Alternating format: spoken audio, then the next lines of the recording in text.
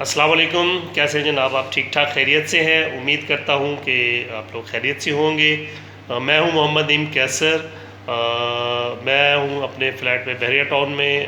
آج میں نے رجسٹریشن کروائی ہے اور پوزیشن کے لیے بھی اپلائی کر دی ہے، تو فلیٹ میں چکر لگانے کے لیے آیا تھا۔ تو کامیابی کے بارے میں میرے ذہن میں خیالات آ رہے تھے کہ ہر انسان کامیابی چاہتا ہے، تو اس پہ میں نے کہا کہ کچھ آپ سے ڈسکس کیا جائے۔ کچھ اصول ہیں، کچھ ضوابط ہیں۔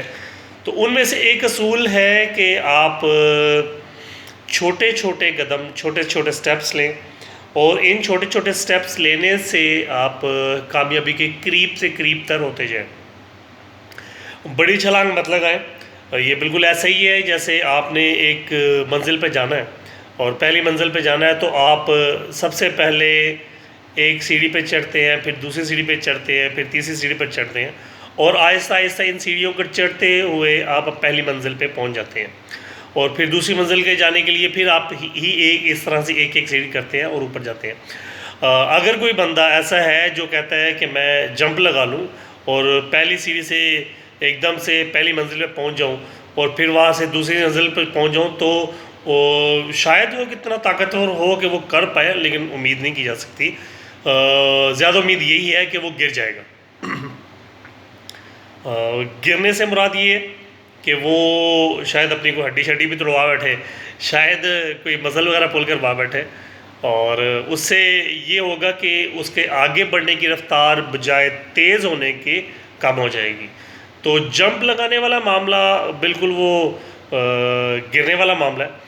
تو پیر جمائیں، ایک سٹیپ پہ چلیں، پھر دوسرے سٹیپ پہ، چھوٹے چھوٹے سٹیپ لینے سے جو ترقی ہے وہ قریب سے قریب ضرور ہوتی ہے، لیکن تھوڑی سی سلو ہوتی ہے۔ لیکن اس سے فرق یہ پڑتا ہے کہ اگر آپ ایک سیڑھی سلپ بھی کر جائیں تو آپ ایک قدم ہی پیچھے جائیں گے، نہ کہ پوری کی پوری منزل نیچے گر جائیں گے۔ تو منزل کو برقرار رکھنے کے لیے، اپنی اسٹیبلٹی قائم رکھنے کے لیے چھوٹے چھوٹے سٹیپ لینے چاہیے اور بڑے سٹیپ لینے سے گریز کرنا چاہیے۔ اب ایسا اکثر دیکھا گیا ہے کہ کچھ لوگ لفٹ کا استعمال کرتے ہیں۔ تو بات یہ ہے کہ لفٹ کے استعمال کرنے کے لیے بھی یہ ضروری ہے کہ لفٹ اپنے سٹیپ، جو اس کا ایک ردھم ہے، جو ایک طریقہ کار ہے، اس کے مطابق چلے، جو اس کی سپیڈ ہے اس کے مطابق اوپر جائے۔